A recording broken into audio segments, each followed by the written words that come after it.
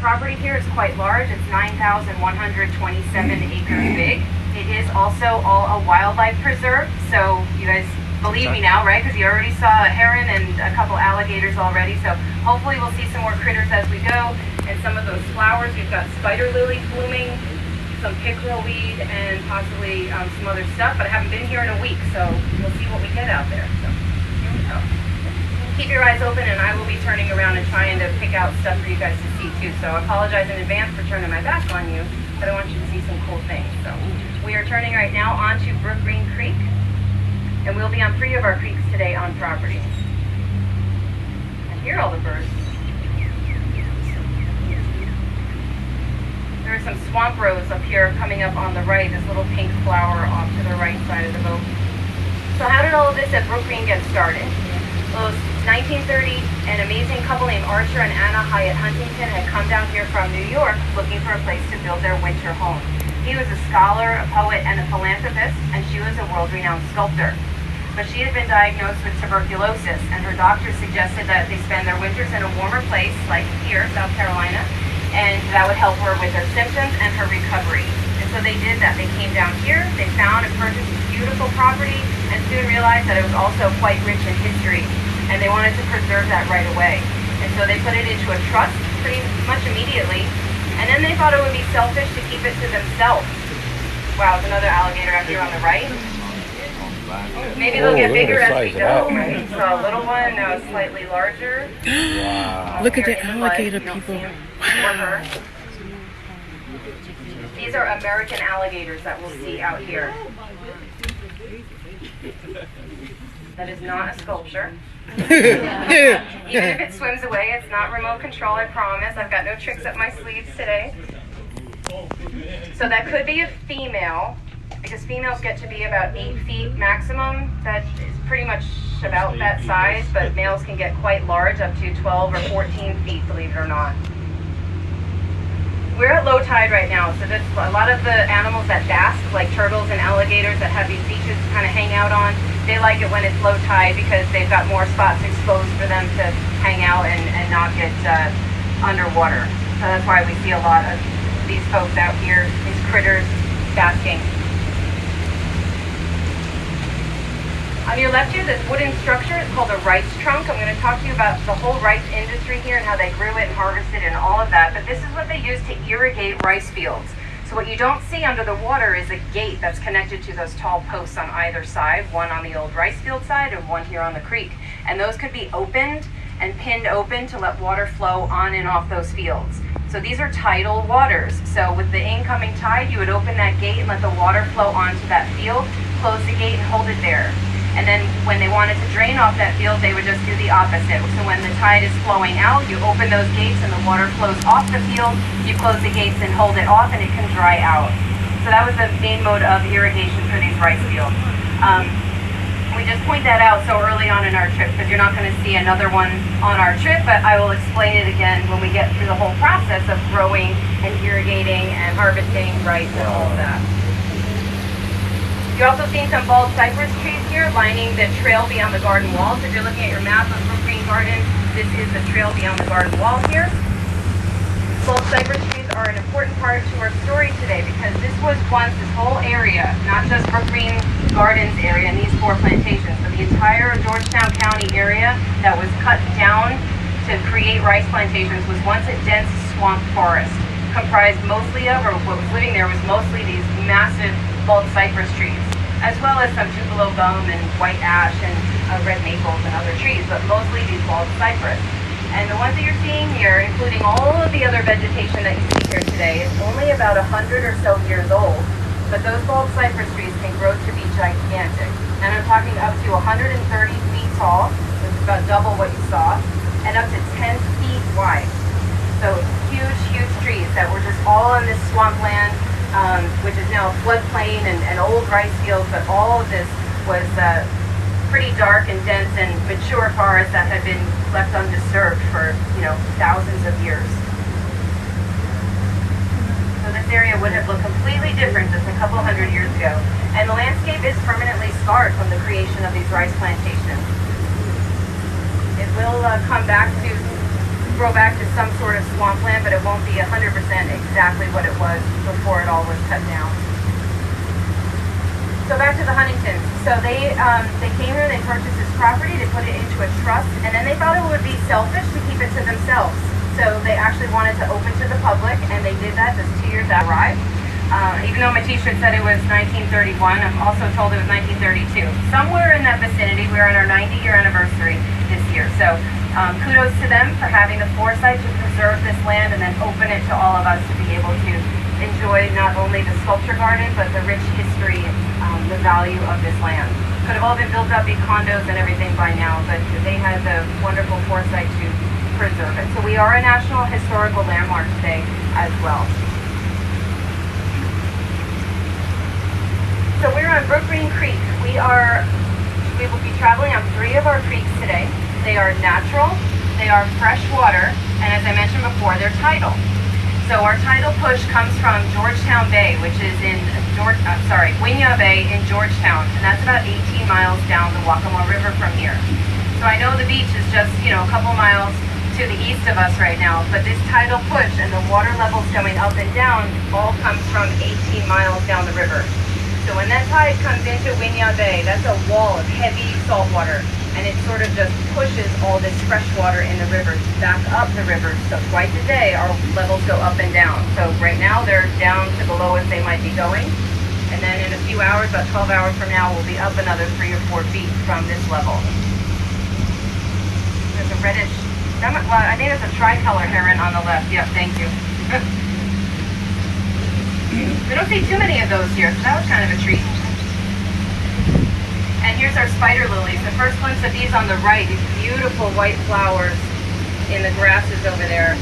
They only bloom now for a couple weeks, maybe 2 weeks, and you're going to see them now all along the creek. They started popping out just last week. They're absolutely gorgeous.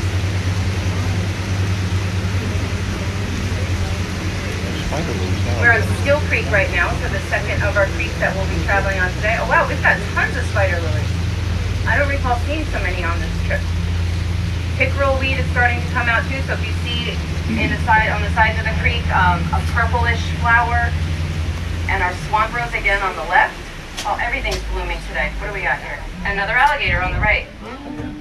I promise I'll tell you a story, but these guys are cool. Feel like you're watching a tennis match? Here on the left, here on the right, here on the left, here on the...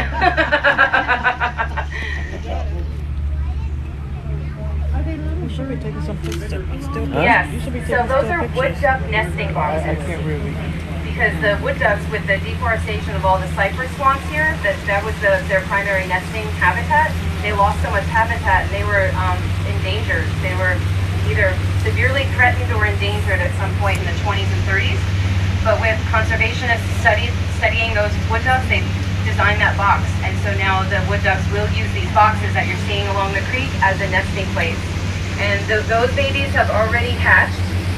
So we may or may not see wood ducks swimming around, but if you see little puffballs swimming after the mama, those are the wood ducks that have just hatched about 2-3 weeks ago. And now we have a very healthy population of the wood ducks because of that. So that's a very good ending to that conservation story. Okay, so before any of the European settlers started to come into this area and started to settle in Charleston first and then move up and down from there into Georgetown County and then the Sea Islands of Georgia as well, who was living here in this area? Not just the bald cypress trees, but the Indians, yeah. So lots of Native American tribes live here, and I've already mentioned some of their names. So waterways and rivers and things are now named after these tribes that once populated this area. So Waccamaw River, Petey River, Sampit, Chicora, Winyah Bay is named after them. And so they lived around the rivers and the creeks. They lived on the waterways because they used the water and the rivers as their main highways of the day. So dugout canoes were their vessels that they utilized.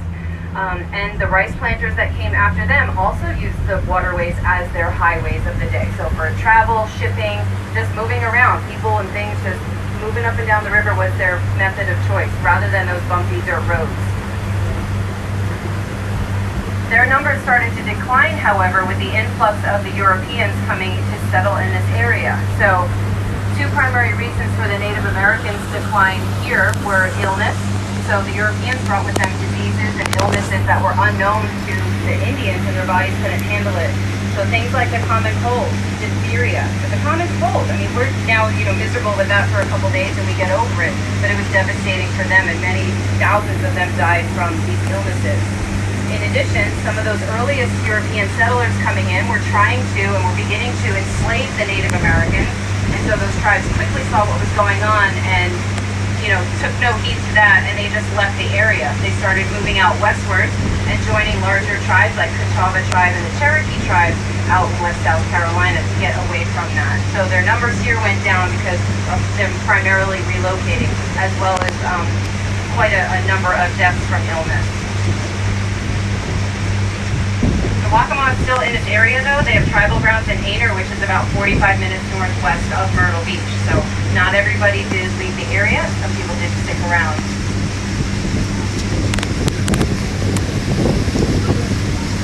All right, we're turning onto Oaks Creek, so slightly larger creek. The larger of old rice fields are now going to be on your right. You're not going to see rice growing today in the sense that of Carolina gold rice that we're so famous for from this area. That is not grown in this area anymore, and you're going to hear about why. But we do have wild rice that grows out here. Primarily the vegetation that you're seeing is sawgrass, so marsh grasses, shrubs, and trees beyond that. And if you notice, the trees are growing sort of on a thin line.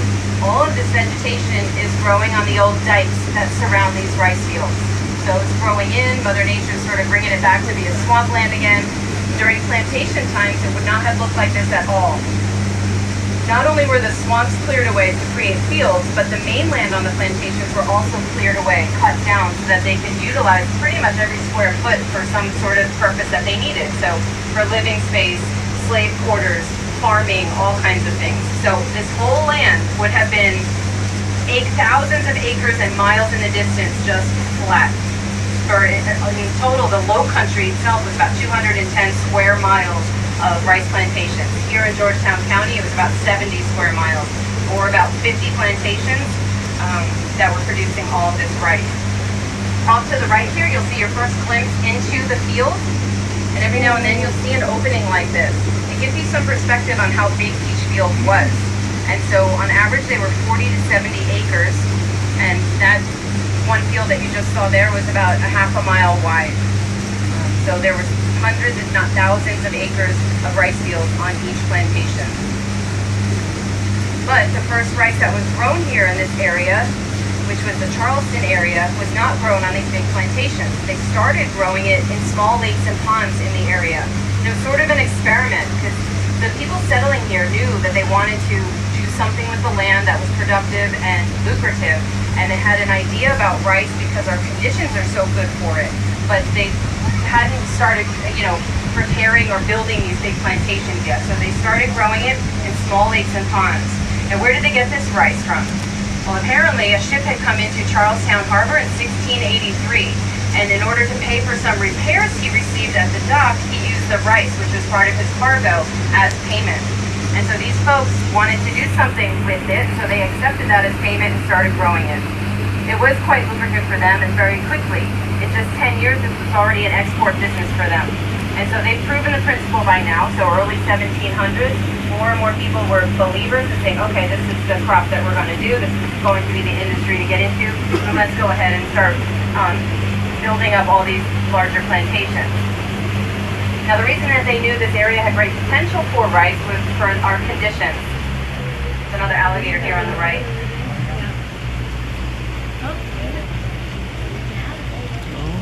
Yep, off to the right side. Right there. A lot of alligators out here Just today. on the side of the creek there. Wow. A lot of alligators, people. We have This about is in South 250 Carolina. alligators on property total, including the garden. Merrill's Inlet. So you might see an alligator that Brookgreen size in Garden. one of the ponds that's next to the sculpture garden. I know. That's as close as I want to get to them, but if they get to be too big and they're found in the gardens, we do have our zookeepers remove them and move them out here or somewhere else, but you won't find a 12-footer Look at, outside of the gate. there's another alligator, people. Actually, there's a large one out here on the right. It's a lot of Hey, alligators. this is Alligator Adventure. Goodness.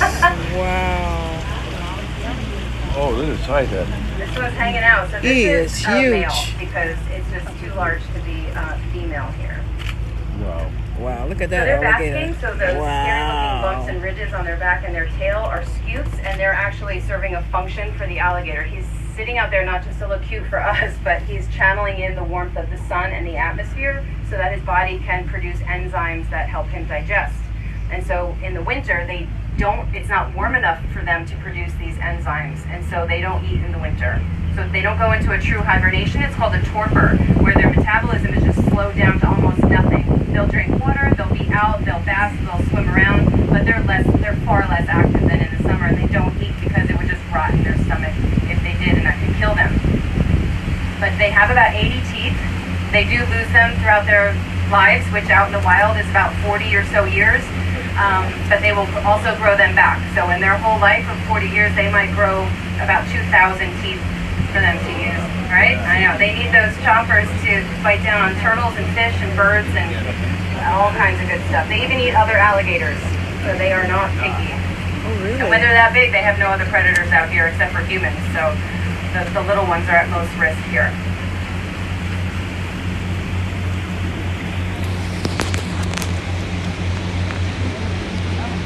Maybe we'll set a record today. I think my record is seeing alligators out here is maybe like They eat each other too. ish, and we've already seen 5. This is South Carolina, people. This is in Murrells Inlet at the Brookgreen Garden. So the conditions that we This have is are the, perfect for boat rice. ride. These gentlemen who are now the new South Carolina rice planters do this. So our soil is very nutrient rich, dense. It's a clay that's very good for growing rice. It's not good for growing almost anything else except swamp forests and things like that. But what do we have? Birds. I'm like parents or something up the right up on the right, far right. If it's that far in the distance, I have no idea. The only reason I know is because it's offline. Oh, okay, great. We do have a lot of herons and egrets that fly around, and hingas and cormorants too. If we see any of those sunning, those are two black birds. They kind of sun themselves because they don't have oily wings, so they have to sun themselves to dry off their wings to move around.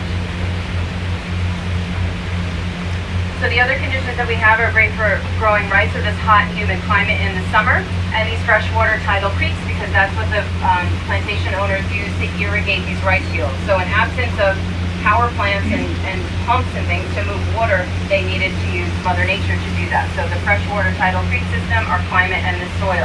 These conditions also existed almost exactly on the west coast of Africa, which was known as the rice coast.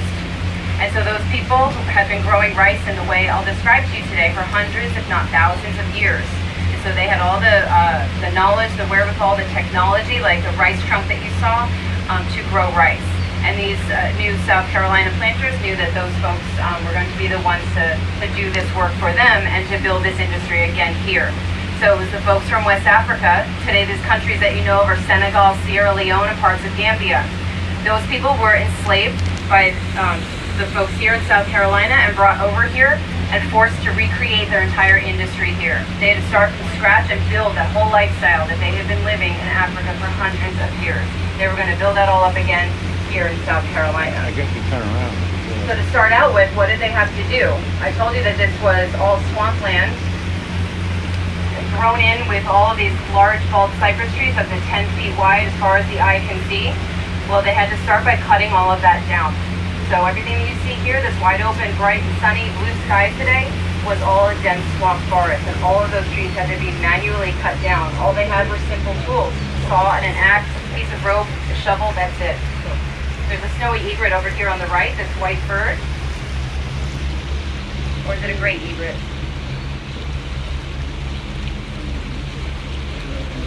Can't tell. And another alligator. There we go. Oh, maybe we'll see the alligator get lunch. That's a great egret. The alligator's a little too small to eat that bird, but who knows? Yeah, it was in the water, right about 6 feet ahead of you. Walking toward you. I know, it's scary, right? Let's see how this plays out. I don't know why, but they do just hang out together. Was there ever any cotton grown in this area? This area, no. No, it was too wet and swampy. In the low country, the quote low country is called that because if we're low elevation, some parts are like below sea level. The highest level in Myrtle Beach is 19 feet. And then going all the way down to the Sea Islands. This until you go a little bit inland. So in South Carolina, yes, there was cotton, tobacco, and those crops grown, but right here along the coast and along the rivers was rice, yeah. Especially where the rivers that, like the Waccamaw River, the lowest 30 miles out of its 140 miles, it's only the last 30 miles that are tidal. So north of that would have been cotton, and farther inland from that would have been cotton and tobacco. But on the tidal sections of it, it was rice. So we were turning around because we have approached where our creek flows into the Waccamaw River. And now, how many miles is it to Winyah Bay? 18. You guys are so good. So 18 miles to the south is Georgetown, and in the far distance here, you see this very southern end of Sandy Island. So Sandy Island is a river island. It's the largest undeveloped river island on the east coast. So it's bordered by the Waccamaw River and the Pee Dee River. And there are no bridges or ferries to take the public over there, so you need a boat to get over there. But on the northern end, there's 9,000 acres of preserved land, part of the Waccamaw Refuge, Wildlife Refuge. And on the southern end here, just south of where we are right now, lives a small community. There's about 80 or 85 people who live there today, many of whom are the direct descendants of those enslaved Africans who lived and worked on those rice fields. So we're talking about 200 years of generations still living there today. But they also need a boat to get on and off Sandy Island where they live. So they work and shop, and actually kids take a school boat to the mainland from Sandy Island. So you can... many of them do, yeah. Yep. So sometimes on this trip we do see the school boat go back and forth, but usually the 2 o'clock.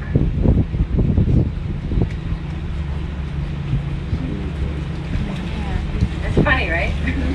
People ask me, well, what do they do when it rains? I'm like, you get wet. It's a covered boat, but you know, that's the lifestyle. If you lived on an island, that's what you would do. It's how you move around, get places. It's one crop a year. Yep. So we're going to pass our lovely egret again, and alligator is still there now on the left. So the egret seems safe for now. That is a great egret. The yellow bill. Alligator's not interested. Oh, we got a tiny fish. There you go. Oh, yeah. Yeah, alligator's not interested.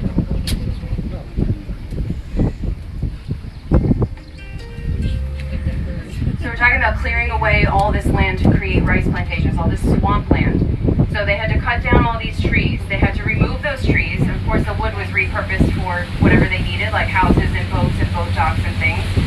They had to remove tree stumps, tree roots. All of this stuff had to be done in the fields. Then they started, or what would be fields, right now it's still a swamp. Then they started digging canals and channels through those fields because they maneuver around these very large, 70-acre fields with flat boats, using that mud that they were digging out of those fields to create the dikes or the earthen embankments surrounding these new fields, because they had to be higher than the highest tide so that they could control water. They didn't want the river to flood these fields at, Mother Nature's whim. They wanted to be able to control when it was wet and dry. And then, of course, they installed those rice trunks. So on average, to create one field from what was swampland trees, cutting all that down, day one, start with that first tree, so the day that you could plant a crop of seeds was 7 years on average to complete that process. So one field. And as I mentioned, each plantation had sometimes thousands of acres of rice fields. So all of this took a heck of a long time for them to create all of this. They started with one field and started doing it in quadrants and getting up and running and building up as they went there. This took thousands of workers to do this. So the numbers of enslaved people being brought over from Africa increased with the thousands of acres of increased land that was being cleared away for those fields. So in 1850, so now we're at the height of this whole industry, about 150 years in, there was a census conducted, and that tells us there were 20,000 people living in Georgetown County, but 90% of your population, which is about 18,000, were enslaved Africans. So it tells you the scale of these plantations, and every last bit of the work here was done by the enslaved workers. Zero was done by the European families and the planters and those people. So, and every step along the way, I will mention this probably a few times today, along the way that they had to do, not only to create the plantations and then work this land after that for a couple hundred years. Every task here was done manually, especially out in the fields. Because this soil that we have, it's gumbo, it's a nickname for it. It's a type of clay. It's very silty and slippery, and it does not barely support the weight of a human, much less the weight of an animal or a piece of equipment. So everything here done in these fields was done by hand, including all the harvesting, including all the processing, everything, and clearing all this way was done by hand. So I'm going to mention that a few times just for not necessarily dramatic effect, but just to kind of let us think about how all of this was done. It's a massive accomplishment that they did here, all done with their two hands and simple tools. It's absolutely incredible.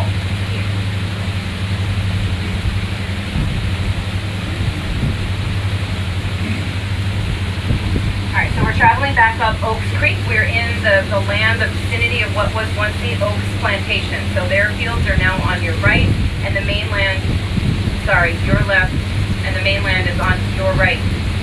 Now, rice wasn't the only crop here that provided or generated money for these planters. Indigo was another cash crop for these planters, especially in the early part of this story, up to and through the American Revolution. That's when that industry died out, or dried out, I should say. This is a grassy plant that was grown on the mainland, so not a swamp-grown crop like rice.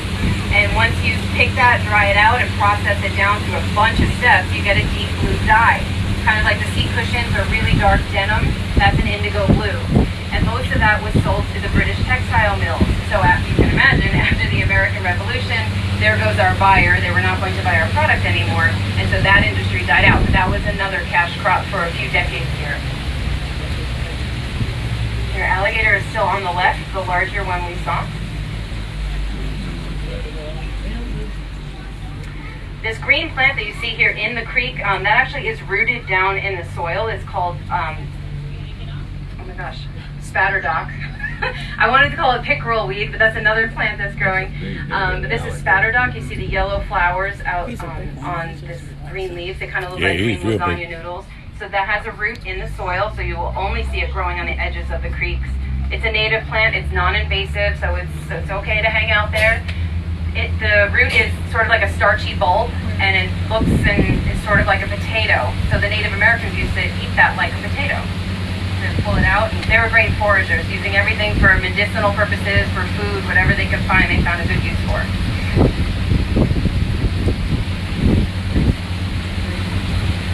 So the Oaks Plantation here was one of, I think about 50 along the Waccamaw Neck here, that were growing rice, and they had an advantage here if you were a plantation owner on the Waccamaw Neck. So the Waccamaw Neck is a peninsula of land, and it's 20 miles long north to south, and that piece of land is wedged in between the ocean and the river. And so when they split that land to give away or to have people purchase spots of land for plantations, it was sort of cut up into like a loaf of bread. So north to south, long thin stretches. So each property ran from ocean to river, which gave those planters the advantage of having two waterfronts on their property. So not just the riverside where they built up the main buildings, the boat dock, they used the rivers as their main highways. So this was the main area of activity here. But the beach was a place for them to also build a cottage for the families to retreat to in the summer. And so it's hot and humid here in the summer. The bugs are tremendous in the summer, and back then malaria was one of the biggest killer diseases. And so the families would move over to the beach from spring till fall when those mosquitoes were at their worst and the malaria was added to it, plus other diseases as well. You can imagine with all these thousands of acres of rice fields being flooded for the summer and weeks at a time, the mosquitoes were quite bad. And in total, this whole area, Georgetown County area, that had cleared away and utilized 50,000 acres of rice fields, which all took, remember, one field took about 7 years to create. So 50,000 acres was pretty much the footprint of land they were growing rice on here.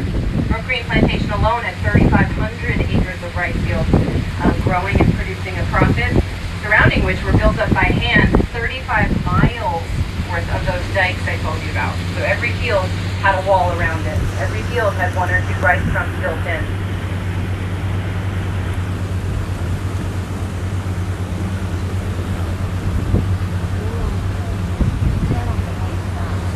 They don't like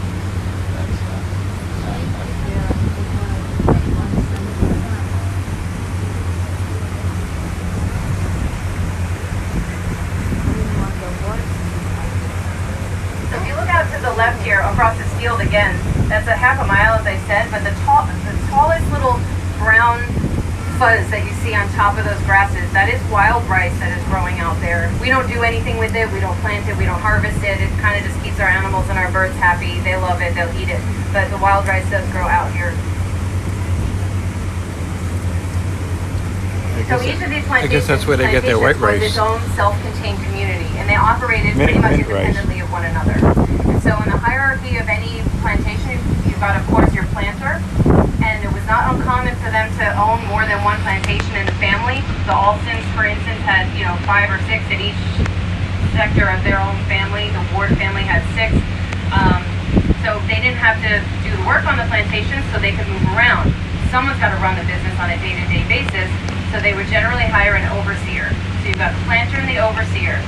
Reporting to the overseer were the 2 highest positions that the enslaved Africans could hold, and that was driver, in charge of assignments for everybody, all the workers, and the trunk minder, who was responsible for irrigation.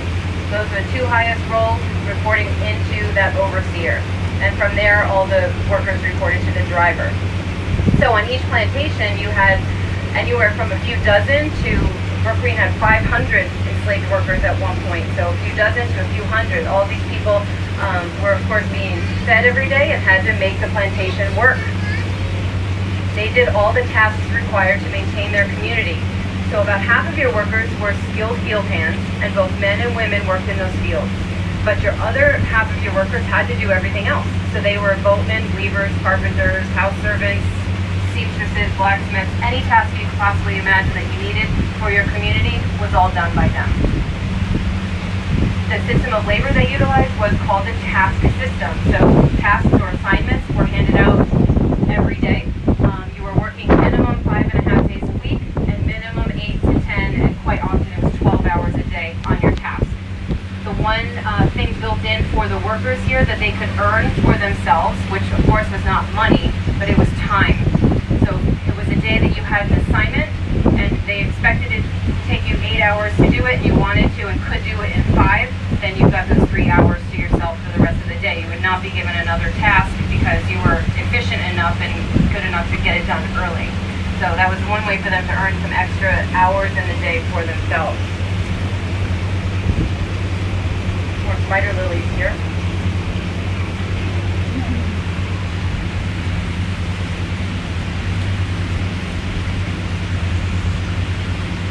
From African tradition, they felt that it was, quote, woman's work to be hoeing, planting, and harvesting if you were a skilled field hand and you were a woman. And so that meant the women were prepping the fields every year, because this all had to be done year after year, all of it repeated. They could not plant once and then enjoy a few cuttings from that. They had to repeat this whole process every single year. The prepping for the growing season started in January and February each year.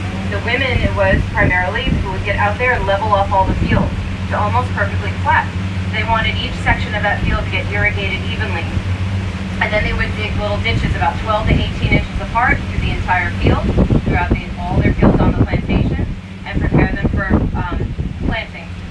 Each seed was going to go in the ground one by one, but not before it was rolled in mud to give it some weight, so that once they put it in the ground, it would stay there, not float away, or not get eaten by the birds. So they would walk down the row with their mud-encrusted seeds, one by one, make a little hole, drop the seed down, cover it with their toe, and on down the line until everything was planted.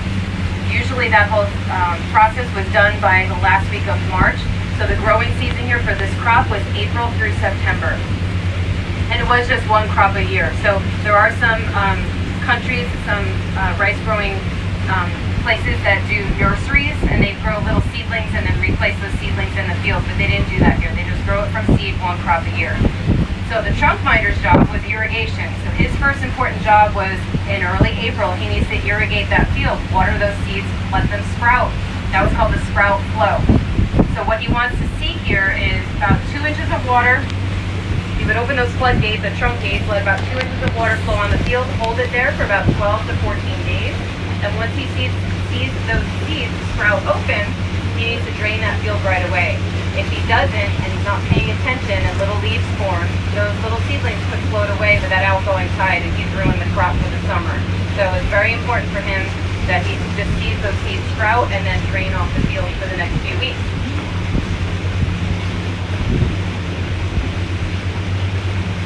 back on Brookgreen Creek. So then over the course of the summer, the trunk miner is going to arrange for normal irrigation as you would for any crop. You water it, let it dry out, water it, let it dry out. But with the rice fields, they also flooded these fields for periods of time, longer periods of time, so weeks at a time, and then dry them out for a little while, and then flood them again for weeks at a time and let them dry out. Now the reason they did this is because they were taking advantage of the fact that rice grows and thrives in fully saturated conditions, whereas most other plants, aka weeds, don't survive in those conditions. So it's primarily for weed prevention and weed control, insects and pests, that they flooded all these rice fields in this way. So it was a huge effort to create, the dikes and the fields and do everything in this way, but they had a big advantage of that once. There was a little alligator on the left, a baby, in the water. About 9 o'clock on the boat here on the left. He's so cute. Okay, so I said as a baby, it's probably about 3 or 4 years old. The babies hatch at about 7 or 8 inches long, and then once you see them about a foot, they're really only about a year old. So that one could be 3-ish, 4 years old. And it still has quite a brute strength in its jaws. So they have very weak muscles to open their jaws, which is why you see alligator handlers that can just hold an alligator snout closed with 1 or 2 hands or duct tape. But once they're open, the bite force on an alligator, I forget the pounds of force, but it's immense. It'll break bones. I mean, you've seen them in videos probably, like eat elk and deer and all kinds of stuff. So their bite force is tremendous. So even that little fella can break your arm. Yeah. It is illegal to feed them, so please don't.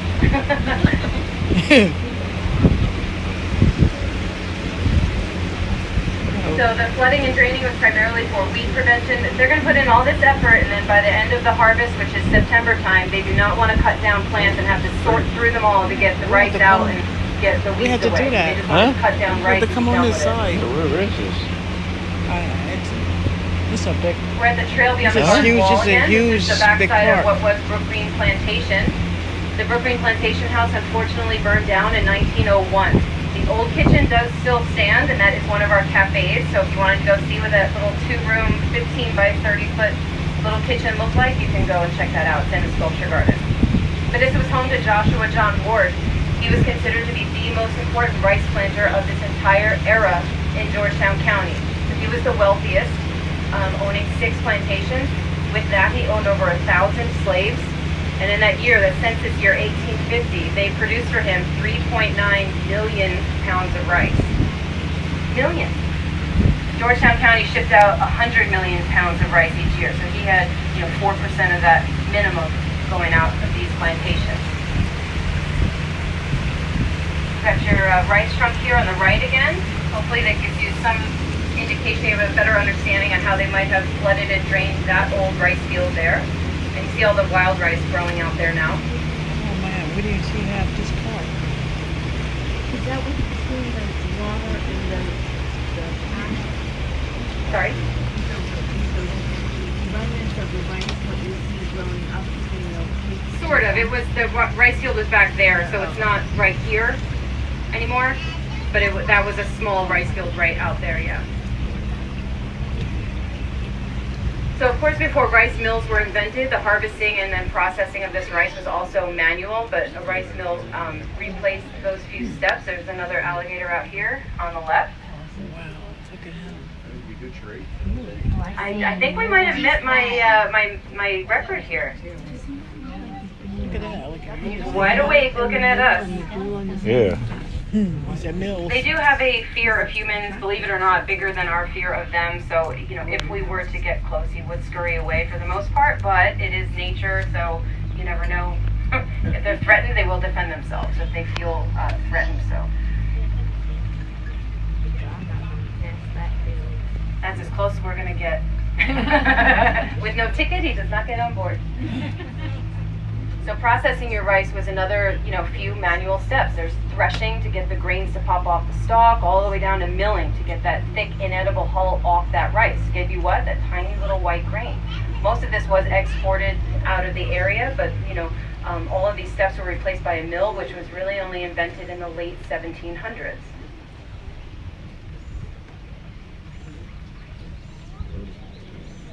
What do we have?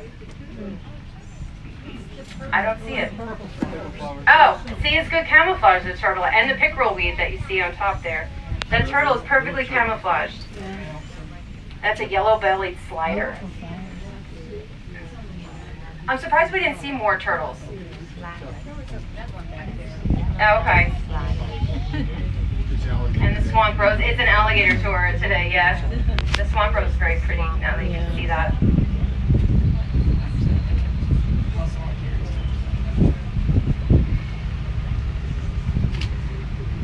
So rice is no longer grown in this area anymore. You've heard about the huge amount of labor that it requires, and even with today's technology, the soil still would not be able to support the weight of equipment or animals or anything to do that work. It's just not going to be done. You couldn't pay people enough money to do this. But the spark of the decline here during that time was, of course, the end of the Civil War. So with all of these tens of thousands of enslaved workers here now being freed and deserving wages for this work, even if they stayed around. Around the bend there, big alligator. Is he on the dike here on the left? Yeah, right on the other side of this point. Oh, okay. You might not see him if it was on the other side. Big. Sometimes they do come up on the dike, so he might be coming up for that later. And you see more of the pickerel weed, the pretty purple flower on the left.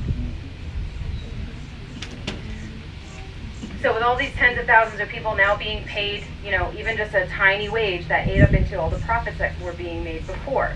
On top of that, we had had hurricanes the late 1800s and early 1900s that devastated this land. This rice did not grow in salty conditions. So if we had flooding from a hurricane from the ocean, it just ruined the land and the crops, but the land for years after until it sort of corrected itself back to fresh water. We had competition from the Gulf states by this point. So all of these factors ended up in the decline and then the ultimate end of this era here. So in Georgetown County, they last produced and shipped out their rice here in 1911. So it was about 200 years of thriving industry when it all came to an end. After that, many of these plantations were abandoned or sold away. A lot of them became duck hunting clubs. And that's when, you know, when the Huntingtons arrived here in the 30s, Brookgreen had already been sold out a few different ways and was a hunting club at that time. So the land they felt was useless to them after rice. They couldn't grow anything else out there, or, you know, it all required human hands to do this work, so it just wasn't viable. This is our last rice field that you'll see today. So this is a 45-acre field out here. It's called Brookgreen, Maine. And this probably was used to grow rice for the plantation itself. So Brookgreen, as I mentioned, had up to 500 workers, plus, you know, the family that lived there too. So they had to feed everybody. Other crops that they would grow on the mainland were sweet potatoes, corn, peas, things like that. Of course, they ate rice 3 meals a day. They grew livestock for that, and they had the seafood and all kinds of stuff that they could fish for out here too. This is Brookgreen Canal that we're on right now. So this was hand dug to connect the plantation out to the creek. It was widened when the Huntingtons had arrived, but this was hand dug from those plantation days. Okay, I'm going to open the gate now. Please do remain seated for the rest of the trip until we can get the boat safely tied up at the dock. We have a couple more turtles, I think, on the right over here. And you never know, maybe that small alligator is still around swimming. Oh, there's a squirrel out here. That's rare on the left. That's a southern fox squirrel. They are shameless food thieves. On the golf course, they'll take anything that you have and they'll sit on the side and eat it right in front of you with a smirk. But they're so cute, I'll let it happen. I've not seen a squirrel out there before. Anyway, thank you so much for joining us this morning. It is still morning, yep. And if you're going over to the zoo area, that's to your left when you exit the boat dock, and off through the boardwalk, the Low Country Trail takes you to the beginning of the zoo. That's about a 3/4 of a mile loop through the zoo, and then the main sculpture gardens are off to your right as you exit away here. Please do remember your admission tickets are good for 7 consecutive days, so from the day you bought them plus 6. And enjoy the rest of your day. Thanks so much. Thank you. All right, guys, that was a tour. Just wanted to share that with everybody. Hope you enjoyed the tour. And I'm going to go and take a little break. And thanks for joining me. I appreciate it. I appreciate you joining us on this tour. This is in South Carolina. It's called the Brookgreen Garden. and they have tours. This place is humongous. It's going to take you several days to get through this park. Several days. So I'm getting off now.